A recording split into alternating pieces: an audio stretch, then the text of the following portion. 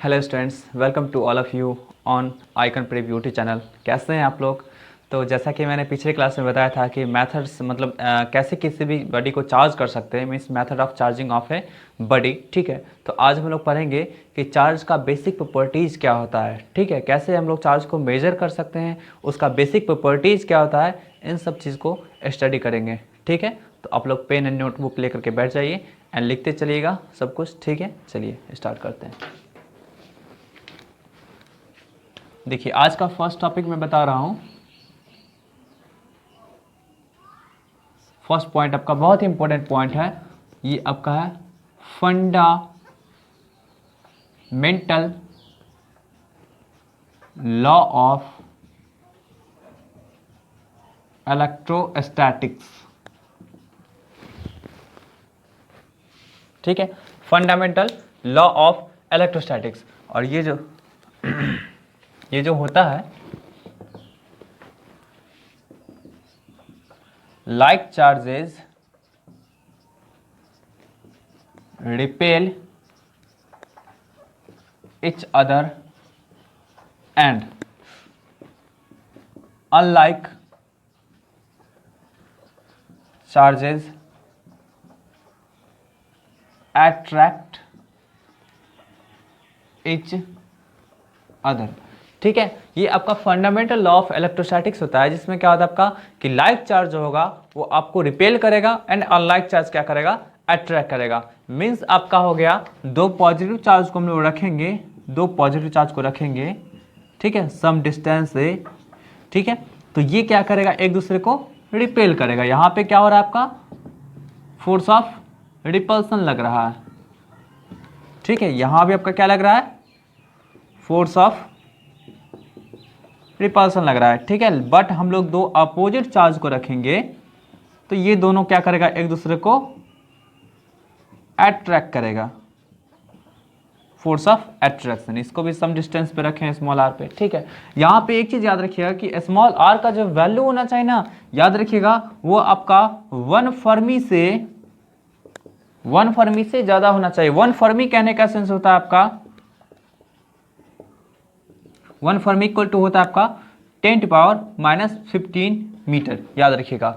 तो 1 फर्मी से क्या होना चाहिए आपका, ये डिस्टेंस होना चाहिए, ये ज़्यादा होना चाहिए। क्यों ऐसा होना चाहिए, क्योंकि इस डिस्टेंस से आपका 1 फर्मी के डिस्टेंस से यदि कम होगा तो वहाँ पे आपका इलेक्ट्रिक फोर्स नहीं लगेगा, वहाँ पे आपका न्यूक्लियर फोर्स लगेगा। एंड न्यूक्लियर फोर्स जो होता है आपका, वो चार्ज के नेचर पे डिपेंड नहीं करता है। मीन्स आपका पॉजिटिव है इस सब पे डिपेंड नहीं करेगा, वो आपका चार्ज के नेचर से या किसी भी पार्टिकल के नेचर से इंडिपेंडेंट होता है। एंड वो आपका क्या करेगा, अट्रैक्ट करने लगेगा। कहने का सेंस हुआ कि दो पॉजिटिव चार्ज भी है और 1 फर्मी से उसका डिस्टेंस कम होता है, तो वो आपका दोनों का दोनों पॉजिटिव चार्ज एक दूसरे को अट्रैक्ट करने लगेगा। दो निगेटिव चार्ज भी है और वो आपका क्या 1 फर्मी से कम डिस्टेंस पे है, तो वहां पे क्या होगा, आपका अट्रैक्ट करने लगेगा।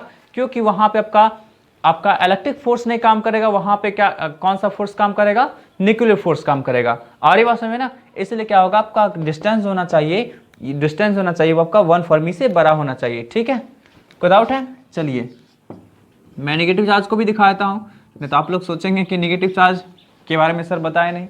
ठीक है, और ये बात समझ में, तो जो भी आपका क्या होगा, लाइक चार्जेस होगा वो रिपेल करेगा एंड अनलाइक चार्जेस होगा वो अट्रैक्ट करेगा। ठीक है, बात समझ आ रही है? बस आपका ये कंडीशन याद रखिए कि दोनों के बीच का डिस्टेंस होना चाहिए वो 1 फर्मी से बड़ा होना चाहिए। ठीक है, यही आपका है फंडामेंटल लॉ ऑफ इलेक्ट्रोस्टैटिक्स। ठीक, एक और आपका कंडीशन होता है, कि दो आपका चार्ज पार्टिकल दो सेम चार्ज पार्टिकल भी अट्रैक्ट कर सकता है। ठीक है, वो आपका कंडीशन होता है कि एक पे बहुत ज्यादा अमाउंट में चार्ज रहेगा, एक पे आपका बहुत ज्यादा लिटिल अमाउंट में चार्ज रहेगा, तो वहां पे भी आपका अट्रैक्ट कर सकता है। ठीक है, दो आपका सेम चार्ज पार्टिकल भी एक दूसरे को अट्रैक्ट कर सकता है। कब अट्रैक्ट करेगा, उसके लिए दो कंडीशन है। पहला कंडीशन तो आपका जो दोनों के बीच का डिस्टेंस होना चाहिए 1 फर्मी से कम होना चाहिए। ठीक है, मतलब 10⁻⁻15 मीटर से कम होना चाहिए, तब अट्रैक्ट कर सकता है। क्यों? क्योंकि वहां पे आपका न्यूक्लियर फोर्स काम करेगा। दूसरा कंडीशन आपका ये है कि एक बॉडी पे क्या होगा, बहुत ही ज्यादा अमाउंट में चार्ज होगा एंड दूसरे पे क्या आपका बहुत ही कम अमाउंट में चार्ज होगा, तब वहां पे भी क्या हो सकता है, अट्रैक्शन हो सकता है। ठीक है, बट आपका इन जनरल बोलेंगे तो लाइक चार्जेस क्या करेगा, लाइक चार्जेस मींस एक जैसा चार्जेस क्या करेगा, रिपेल करेगा एंड अपोजिट चार्जेस क्या करेगा, अट्रैक्ट करेगा इन जनरल। ठीक है, बात समझ आ रही है? चलिए आगे बढ़ते हैं हम लोग।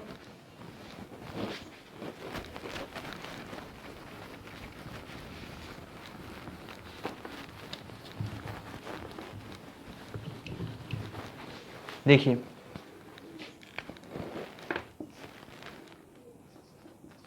Gold leaf electroscope. Gold leaf electroscope क्या होता है? तो ये एक ऐसा डिवाइस होता है जो चार्ज के अमाउंट को मेजर करता है। मीन्स किसी भी बॉडी पे आपका कितना अमाउंट में चार्ज प्रेजेंट है उसको आपका क्या करता है, ये मेजर करता है। ठीक है, it is a device used to measure the amount of charge on the body।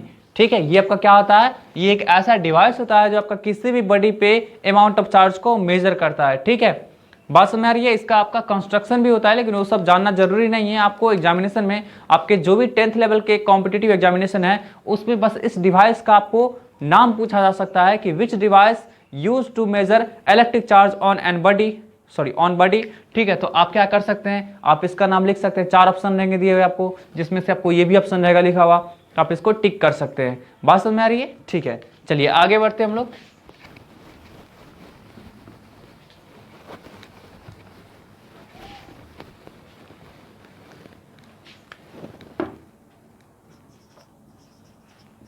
Basic properties of electric charges. ठीक है, basic properties of electric charge क्या होता है? तो आपका मेनली 3 टाइप्स होता है इसका basic properties of electric charge का। तो पहला आपका होगा एडिटिविटी, सेकेंड होता है आपका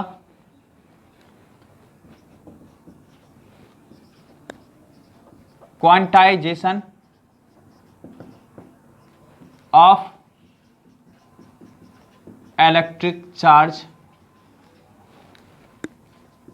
थर्ड होता है आपका कंजर्वेशन ऑफ इलेक्ट्रिक चार्ज। ठीक है, आपका basic properties of electric charge mainly 3 types का होता है। पहला होता है एडिटिविटी ऑफ इलेक्ट्रिक चार्ज, दूसरा होता है quantization of electric charge, and third आपका होता है कंजर्वेशन ऑफ इलेक्ट्रिक चार्ज। ठीक है, तो हम लोग एक एक करके स्टडी करते हैं।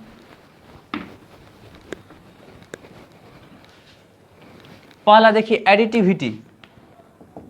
किसी भी सिस्टम में या किसी भी बॉडी में जो आपका जो चार्ज होता है, जो टोटल अमाउंट ऑफ चार्ज होता है, वो आपका क्या होता है, उस सिस्टम में या फिर उस बॉडी में जितना भी आपका जगह चार्ज होता है, जितने भी पार्ट में चार्ज होते हैं, सबको ऐड करके होते हैं। ठीक है, जैसे मैं एक दिखाता हूं, ये मान लीजिए आपका कोई भी बॉडी है। ठीक है, इसके इस रीजन में आपका 1 कूलम चार्ज है, इसके इस रीजन में आपका 2 कूलम चार्ज है, इसके इस रीजन में आपका क्या है 0.5 कूलम चार्ज है, इस रीजन में आपका 3 कूलम चार्ज है।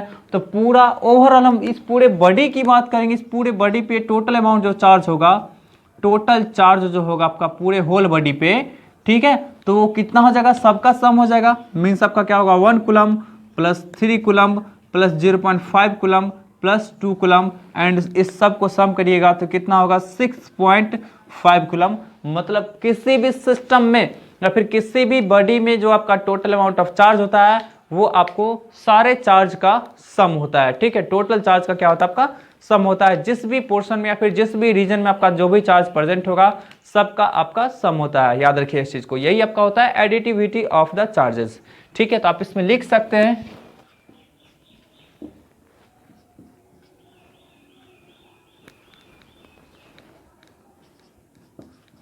electric charges are added by simple algebraic method in any body total amount of charges is the sum of all charges present in the body। ठीक है, कोई डाउट है तो आप लोग इसको नोट कर लीजिएगा। ठीक है, हम लोग अब आगे बढ़ते हैं, सेकंड पे चलते हैं।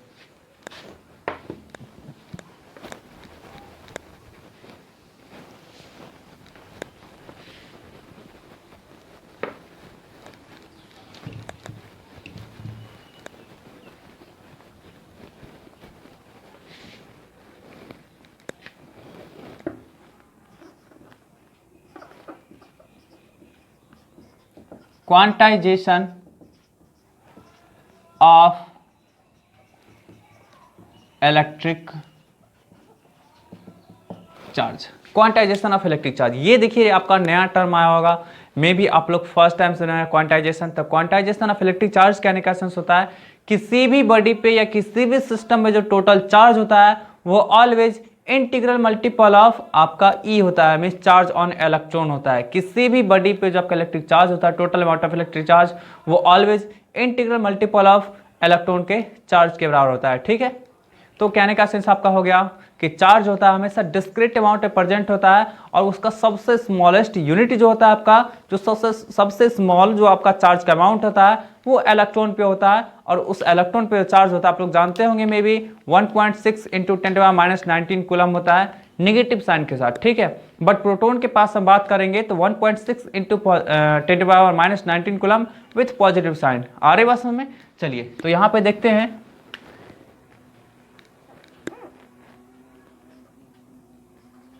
in any body total amount of charges is equal to, in any body total amount of charges is equal to, is always equal to, is always equal to the integral multiple of charge on electron.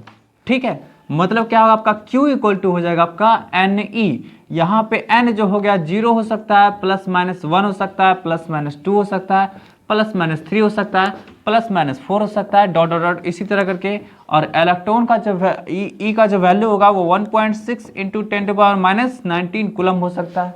बात समझ आ रही? किसी भी body पे जो charge होगा वो आपका Ne के बराबर होगा, और n का वैल्यू जो हो सकता है आपका 0 या फिर +-1 या फिर +-2 या फिर +-3। अब देखिए इस पे एक क्वेश्चन देख लीजिए, इससे बेस्ट है आपका एक क्वेश्चन देख लीजिए। ये आपको कोई भी बॉडी है, ठीक है, इस पे जो आपका टोटल जो चार्ज है वो आपका 1 कूलम है।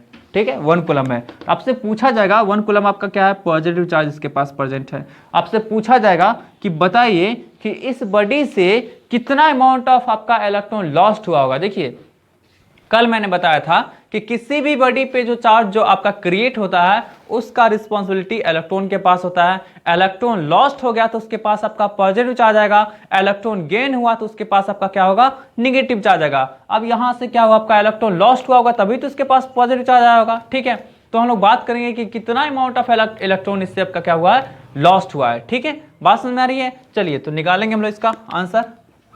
क्वेश्चन लिख देते हैं पहले, find the number of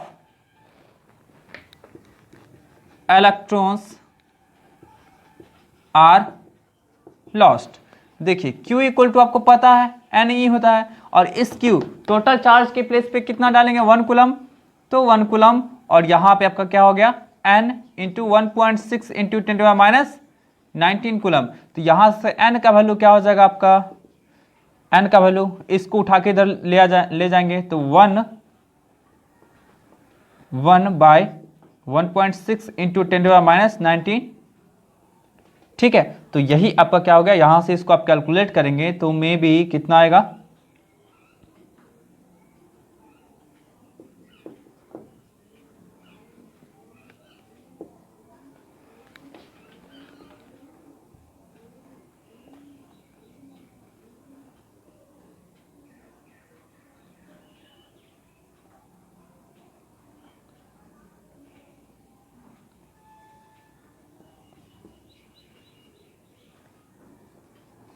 may be आपका इतना आ जाएगा। ठीक है, अप्रॉक्स में आपका क्या होगा, इतना आ जाएगा, मीन्स इतना इलेक्ट्रॉन क्या हुआ होगा आपका इस बॉडी से लॉस्ट हुआ होगा। देख रहा हो आपको 6.25 इंटू 10⁻20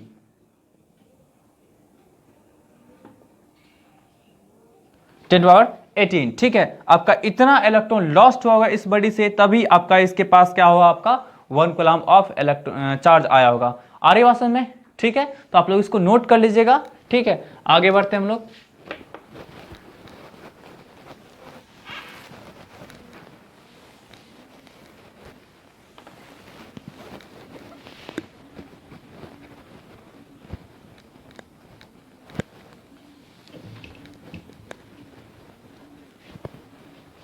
चलिए नेक्स्ट स्टार्ट करते हैं। थर्ड में conservation of electric charge. Conservation of electric charge, ये तो समझते होंगे, कंजर्वेशन का मतलब होता है कि कंजर्व रहना। ठीक है, तो यहाँ पे क्या होगा आपका कि किसी भी सिस्टम पे जो आपका इलेक्ट्रिक चार्ज होता है वो आपका ऑलवेज कंजर्व रहेगा किसी भी सिस्टम में। ठीक है, किसी भी आइसोलेटेड सिस्टम की बात करेंगे, आइसोलेटेड सिस्टम ऐसा सिस्टम होता है जिस पे आपका सराउंडिंग्स का इफेक्ट नहीं होता है। ठीक है, सराउंडिंग्स का इफेक्ट नहीं होता है। ठीक है, तो आपका किसी भी आइसोलेटेड सिस्टम का जो इलेक्ट्रिक चार्ज होता है वो आपका ऑलवेज कांस्टेंट होता है। इलेक्ट्रिक चार्ज को ना ही क्रिएट कर सकते हैं ना ही डिस्ट्रॉय कर सकते हैं, इसको ट्रांसफर कर सकते हैं one body to another body. बात समझ में आ रही है? ठीक है, ओवरऑल हम ये बात कर सकते हैं कि किसी मतलब पूरे का पूरे होल यूनिवर्स का जो टोटल चार्ज है वो आपका हमेशा कंजर्व्ड रहेगा। ठीक है, चलिए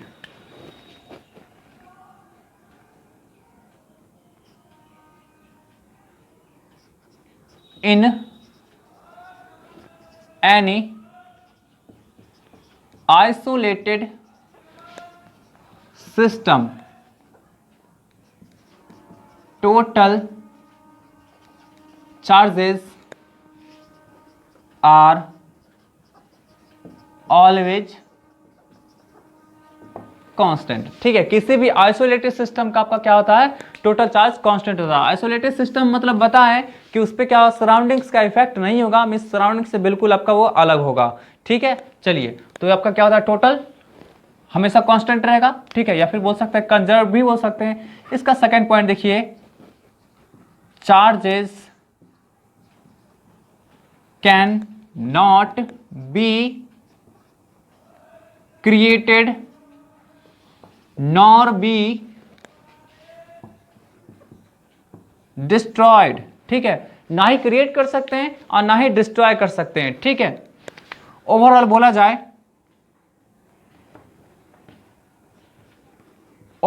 जाए, charges of the whole universe is always constant. ठीक है, आपका टोटल चार्ज जो आपका होगा होल यूनिवर्स का वो आपका क्या होगा, हमेशा कांस्टेंट रहेगा, हमेशा कंजर्व्ड रहेगा, वो आपका क्या होगा, नाश नहीं हो सकता है। ठीक है, यहां पे एक और चीज बोल सकते हैं, only charges transferred from one body to another. ठीक है, चार्ज को सिर्फ और सिर्फ क्या कर सकते हैं लोग, ट्रांसफर कर सकते हैं एक बॉडी से दूसरे बॉडी के पास। आ रही बात समझ में? चलिए आगे बढ़ते हैं हम लोग।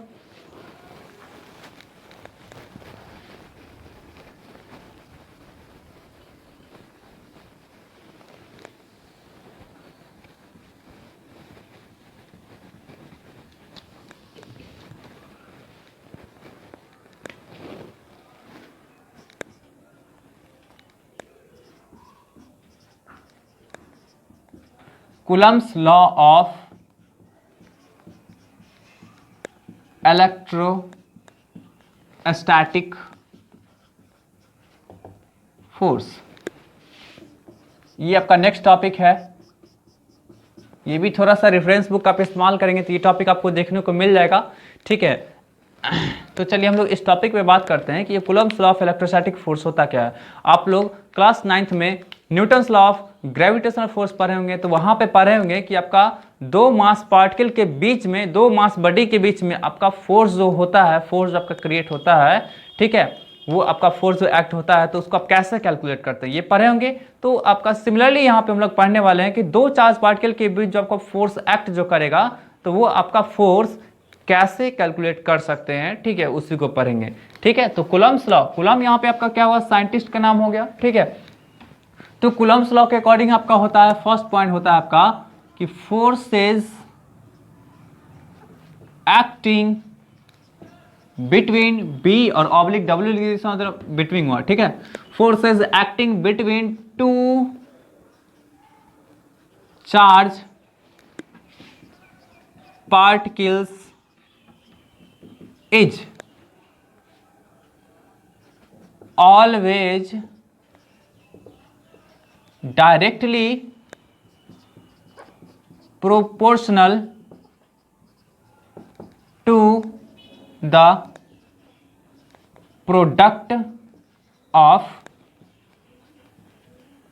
charges, ठीक है। जैसे हम लोग बात करते हैं Q1 चार्ज है और एक आपका Q2 चार्ज है, ठीक है। दोनों का नेचर कुछ भी हो सकता है, पॉजिटिव नेगेटिव कुछ भी हो सकता है। ये दोनों आपका क्या है, स्मॉल डिस्टेंस r से सेपरेटेड है। दोनों के बीच में जो आपका फोर्स लगेगा, ठीक है, तो वो फोर्स क्या होगा, आपका डायरेक्टली प्रोपोर्शनल होगा दोनों चार्ज के प्रोडक्ट के, ठीक है। याद होगा आप लोगों को, क्लास 9th में याद होगा, हम लोग न्यूटन्स लॉ ऑफ ग्रेविटेशन में भी किए थे कि जब दो मास पार्टिकल था प्रेजेंट m1 और आपका m2, तो यहाँ पे दोनों के बीच जब फोर्स लगा था तो दोनों के मास को प्रोडक्ट करके और फिर प्रोपोर्शनल कर दिए थे, याद होगा आप लोगों को, ठीक है। सिमिलरली आपका यहाँ पे क्या होगा, आपका यही चीज होगा कि दोनों के चार्ज के प्रोडक्ट के हमेशा क्या आपका प्रोपोर्शनल होगा, ठीक है। नेक्स्ट पॉइंट हम बात करते हैं, सेकेंड पॉइंट की बात करते हैं, F inversely proportional to the square of the distance between them. मतलब फोर्स आपका होगा, हम डायरेक्ट लिख दिए हैं, फोर्स होगा दोनों चार्ज पार्टिकल के बीच के जो डिस्टेंस होगा उसके स्क्वायर का इनवर्सली प्रोपोर्शनल होगा ये, ठीक है। आपका इक्वेशन फर्स्ट ये हो गया और इक्वेशन आपका सेकंड ये हो गया। दोनों को कंबाइन करेंगे, मैं यहां पे लिख देता हूं, ठीक है। कंबाइनिंग इक्वेशन 1 एंड 2, दोनों इक्वेशन को कंबाइन करेंगे तो F डायरेक्टली प्रोपोर्शनल हो जाएगा आपका Q1 Q2 by are square, ठीक है। तो यहां से प्रोपोर्शनल का साइन हटाएंगे तो यहां पे आपका आ जाएगा K कांस्टेंट, ठीक है। और इस K कांस्टेंट को हम लोग बोला करते हैं इलेक्ट्रोस्टैटिक कांस्टेंट। इस K का वैल्यू होता है 1/4 पाई एप्सिलॉन नॉट, ठीक है। इसको पढ़ा करते हैं हम लोग एप्सिलॉन नॉट, ठीक है, लिख देंगे अभी। इसका वैल्यू होता है 9 × 10⁹ न्यूटन मीटर स्क्वायर पर कूलम्ब स्क्वायर, ये आपका वैल्यू होता है, ठीक है। और इसको हम लोग बोला करते हैं एप्सिलॉन नॉट। नॉट हम लोग ओ के लिए लगाते हैं, ये जो जीरो लिखा है उसके लिए लगाते हैं एप्सिलॉन नॉट। इसका जो वैल्यू होता है वो 8.85 × 10⁻12 पर न्यूटन पर मीटर स्क्वायर कूलम्ब स्क्वायर, ठीक है। ये आपका होता है, आ रही बात में, ठीक है। तो आप लोग इसको नोट कर लीजिएगा, ठीक है।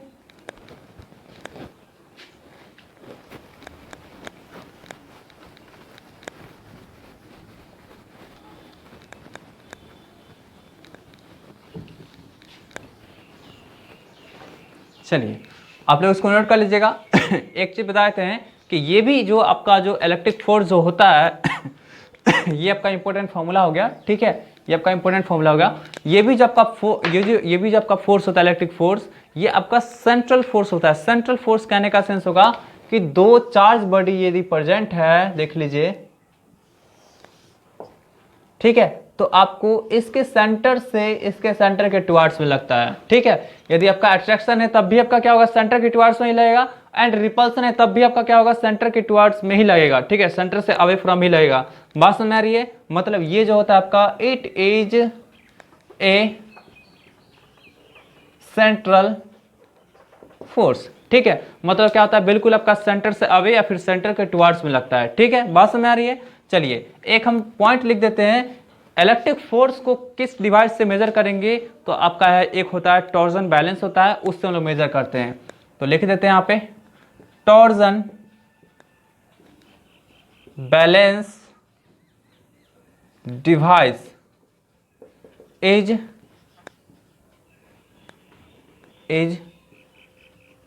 used to measure electric force between them। ठीक है, दो बॉडी के बीच जो हम लोग इलेक्ट्रिक फोर्स को जो मेजर करेंगे, तो टॉर्जन बैलेंस एक डिवाइस होता है, इसके द्वारा ही करते हैं। ठीक है, तो ये सब आपको टर्म जो है आपको कॉम्पिटिटिव एग्जामिनेशन में पूछा जा सकता है। जो भी आप लोग क्लास 10th के कॉम्पिटिटिव एग्जाम देंगे उन सब में आपका ये पूछा जा सकता है। बात समझ में आ रही है? ठीक है, चलिए आप लोग इसको नोट कर लीजिएगा। एंड आप लोगों का नेक्स्ट क्लास जो होगा फिर कल चलेगा, तो आप लोग ध्यान रखिएगा। और लॉकडाउन में आप लोग अच्छे से पढ़ाई करिए, एकदम शांतिपूर्वक पढ़ाई करिए। ठीक है, घर से बाहर मत निकलिए। तब तक के लिए टेक केयर, बाय बाय। ठीक है।